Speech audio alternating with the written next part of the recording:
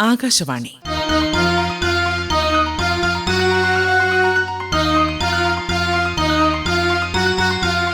വിദ്യാഭ്യാസ രംഗം. വിജയവാണി.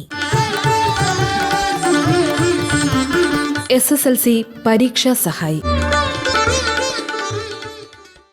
10ാം ക്ലാസ് മലയാളം അടിസ്ഥാന പാഠാവലി 3ാം ടേമിനെ ആസ്പദമാക്കിയുള്ള ക്ലാസ് കേൾക്കാം. അവതരിപ്പിക്കുന്നത് കൊല്ലം കേരളപുരം ഗവൺമെന്റ് ഹൈസ്കൂൾ അധ്യാപിക ജസീന റഹീം. 10ാം ക്ലാസ് അടിസ്ഥാന പാഠാവലിയിലെ 3ാമത്തെ യൂണിറ്റാണ് ഇന്ന് വിശകലനം ചെയ്യുന്നത്. അറിവിനറിവായി നിറവായി എന്നാണ് യൂണിറ്റിന്റെ ശീർഷകം. മനുഷ്യന്റെ ജീവിത വികാസത്തിൽ അറിവിന് അത്യന്തം പ്രാധാന്യമുണ്ട്. അനുഭവങ്ങളിലൂടെയും ചിന്തയിലൂടെയും നേടുന്ന അറിവ് മനുഷ്യരെ ഉത്തരവാദിത്തങ്ങളിലേക്കും മാനവികതയിലേക്കും നയിക്കുന്നു. നവോത്ഥാനത്തിന്റെ ഊർജവുമായി ശ്രീനാരായണ ഗുരുവും അയ്യങ്കാളിയും സഹോദരൻ അയ്യപ്പനും ചട്ടമ്പി സ്വാമിയും VT ഭട്ടതിരിപ്പാടുമടങ്ങിയ സാമൂഹ്യ പരിഷ്കർത്താക്കളുടെ നീണ്ട നിര ഉയർന്നുവരികയും മാറ്റത്തിന്റെ പുത്തൻ വെളിച്ചം പരക്കുകയും ചെയ്തു.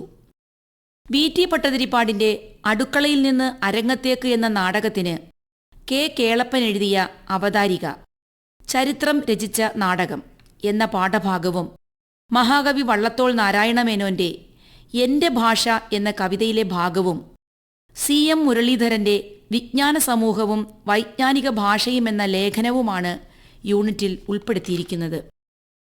യൂണിറ്റിന് പ്രവേശകമായി നൽകിയിരിക്കുന്നത് NV കൃഷ്ണവാര്യരുടെ പുസ്തകങ്ങൾ എന്ന കവിതയിലെ വരികളാണ്. ജ്ഞാനപൂർത്തിയിൽ ജീവിതസത്യം മാനവൻ കാണുമെന്നുള്ള സത്യം പുസ്തകങ്ങളിൽ സഞ്ചിതമത്രേ മർത്യവിജ്ഞാന സാരസർവസ്വം. അറിവിന്റെ ഉറവിടങ്ങളാണ് പുസ്തകങ്ങൾ. പുസ്തകങ്ങളിൽ സൂക്ഷിച്ചിരിക്കുന്ന അറിവ് വെറും വിവരശേഖരമല്ല, മനുഷ്യന്റെ ജീവിതത്തെ അർത്ഥവത്താക്കുന്ന അമൂല്യ ശക്തിയും സമ്പത്തുമാണ്. ആ അറിവ് നവലോക സൃഷ്ടിക്ക് ഉപയുക്തമാകും വിധം നാം പ്രയോഗിക്കുകയും സമത്വസുന്ദരമായ കാഴ്ചകളാൽ നമുക്കു ചുറ്റുമുള്ള ലോകത്തെ നിറയ്ക്കുകയും ചെയ്യേണ്ടതുണ്ട്. ഇന്ന് അറിവിന്റെ സ്രോതസ്സുകൾ പുസ്തകങ്ങൾ മാത്രമല്ല, ഡിജിറ്റൽ ലോകവും ആർട്ടിഫിഷ്യൽ ഇന്റലിജൻസ് അഥവാ നിർമ്മിത ബുദ്ധിയും ഒക്കെ ചേർന്ന് വിജ്ഞാനത്തിന്റെ ലോകത്ത് പുതിയ വിപ്ലവം സൃഷ്ടിച്ചുകൊണ്ടിരിക്കുകയാണ്. അരങ്ങിൽ തുറന്നുവച്ച ഒരു പുസ്തകം, കത്തിച്ചു തൂക്കിയ വെളിച്ചം, ചരിത്രം തുടിക്കുന്ന താളുകൾ എന്ന ബന്ധവാചകത്തിലൂടെ ചരിത്രം രചിച്ച നാടകം എന്ന പാഠഭാഗത്തിലേക്ക്. പുസ്തകങ്ങളുടെയും വിജ്ഞാനത്തിന്റെയും പ്രാധാന്യത്തെക്കുറിച്ച് പറയുന്ന NV കൃഷ്ണവാര്യരുടെ വരികളിൽ നിന്നും സമൂഹത്തിന് മുന്നിലേക്ക് തുറന്നുവച്ച ചരിത്ര പ്രാധാന്യമുള്ള ഒരു പുസ്തകത്തിലേക്ക്.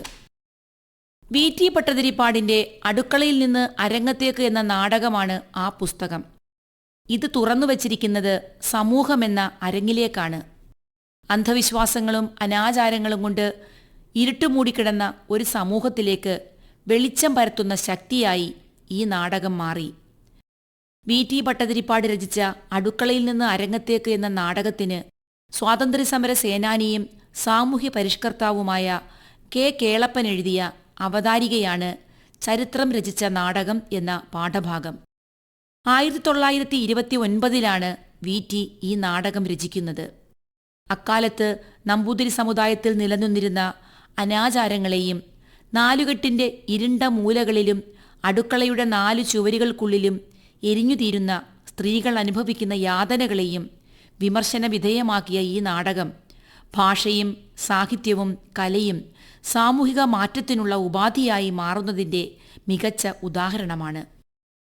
നവോത്ഥാന നായകനും എഴുത്തുകാരനുമായ VT ഭട്ടതിരിപ്പാടിന്റെ വ്യക്തിപ്രഭാവവും ചിന്താശേഷിയും പ്രവർത്തന മണ്ഡലവും ലേഖകൻ ഇവിടെ തുറന്നുകാട്ടുന്നു. കാഴ്ചയിൽ ഒരു ചെറിയ മനുഷ്യനായിരുന്നു VT. എന്നാൽ അസാധാരണമായ ചിന്താശക്തിയുടെ ഉടമയായിരുന്നു അദ്ദേഹം. തന്റെ ചിന്താശക്തി കൊണ്ട് നമ്പൂതിരി സമുദായത്തെ പിടിച്ചിളക്കി.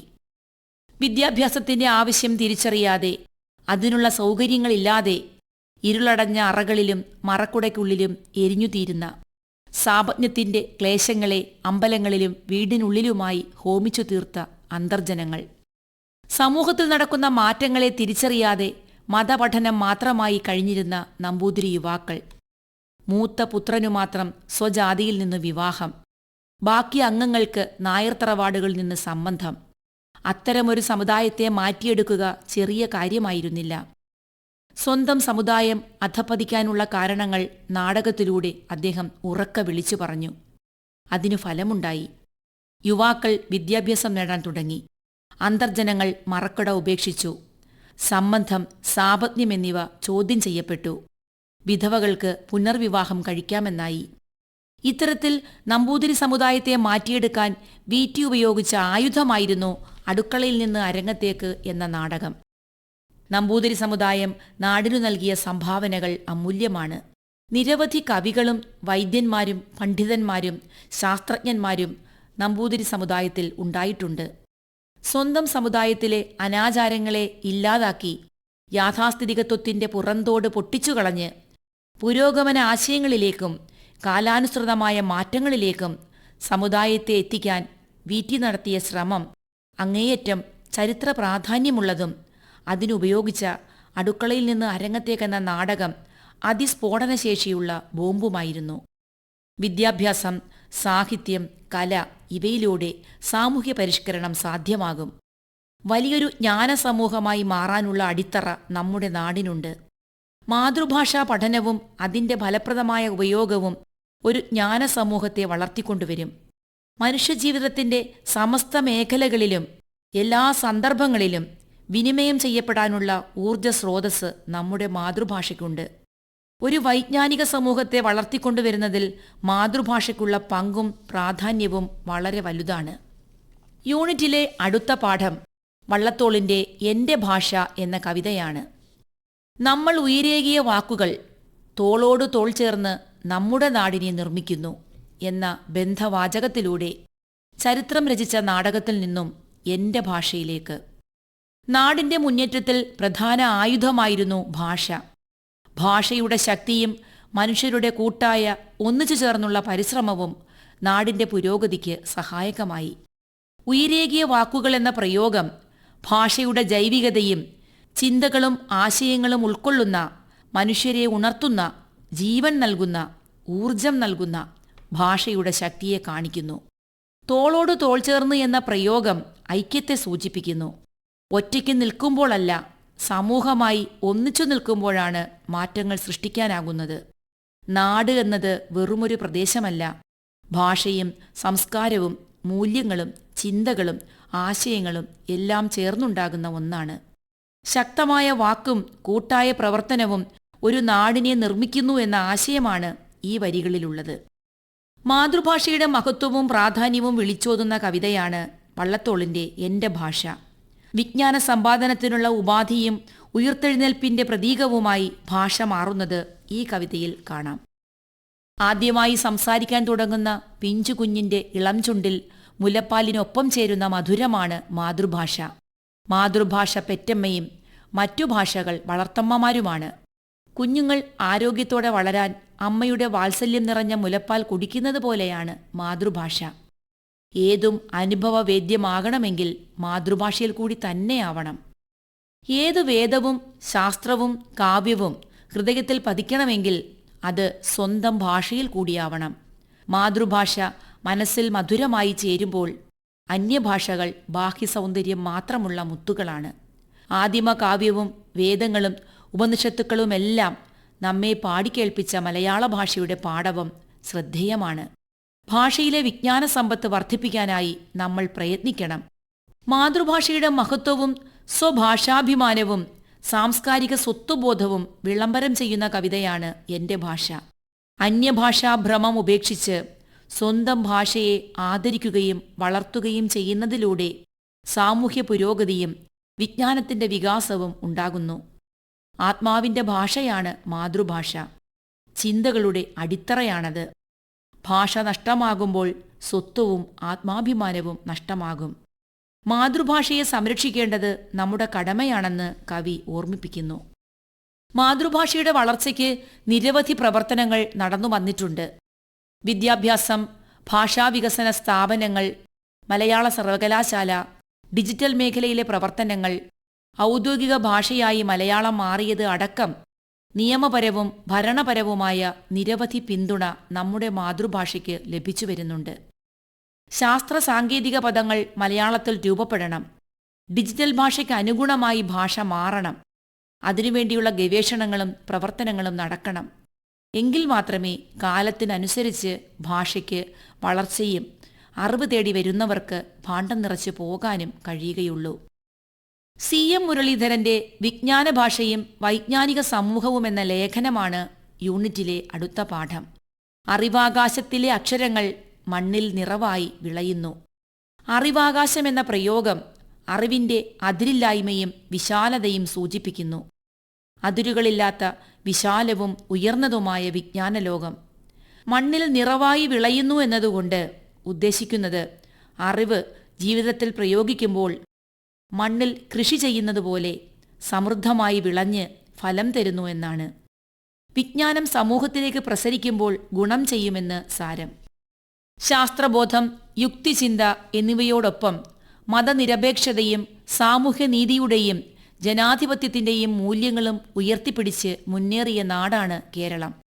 എന്നാൽ ഇന്ന് വിദ്യാഭ്യാസ രംഗത്ത് നാം മുന്നേറുമ്പോഴും അന്ധവിശ്വാസങ്ങളും അസമത്വങ്ങളും മതസ്പർദ്ധയും ദുരഭിമാനവുമെല്ലാം ചേർന്ന് ജനാധിപത്യം വെല്ലുവിളി നേരിടുന്നു.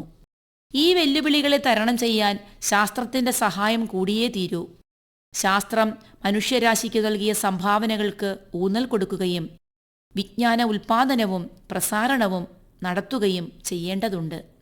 അതിലൂടെ സമൂഹത്തെ വൈജ്ഞാനിക സമൂഹമാക്കി മാറ്റുകയും ആ വിജ്ഞാനം ഉപയോഗിച്ച് രാജ്യത്തിൻ്റെ എല്ലാ മേഖലകളും വികസിക്കുകയും സാമ്പത്തിക ശേഷിയടക്കം നമ്മുടെ നാട് ഒന്നാമതെത്തുകയും ചെയ്യും. നവീന വിജ്ഞാനധാരയെ ഉൾക്കൊള്ളാൻ കഴിയുമ്പോഴാണ് ഒരു ഭാഷ വിജ്ഞാന ഭാഷയായി മാറുന്നത്.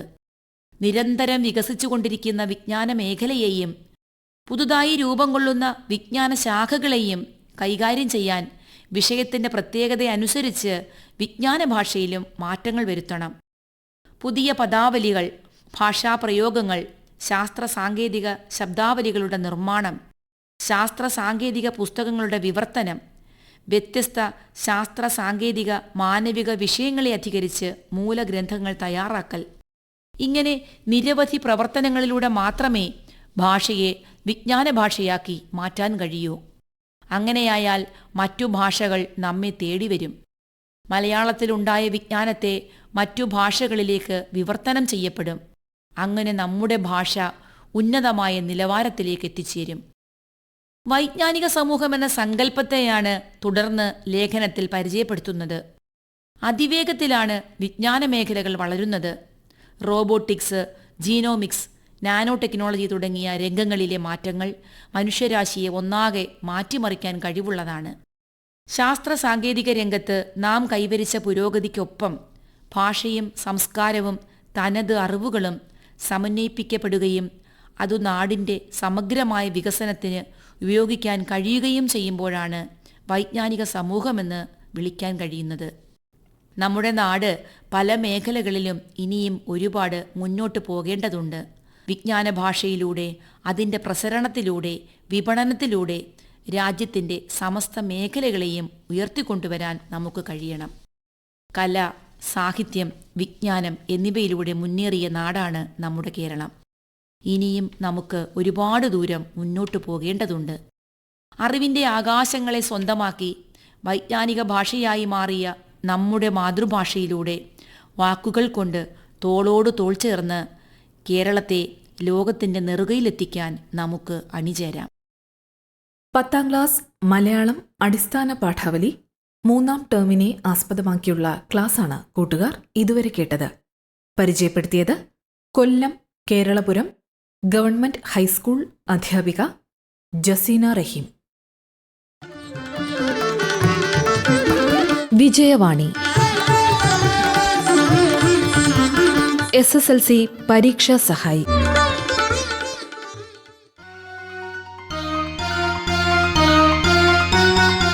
വിദ്യാഭ്യാസ രംഗം സമാപിച്ചു.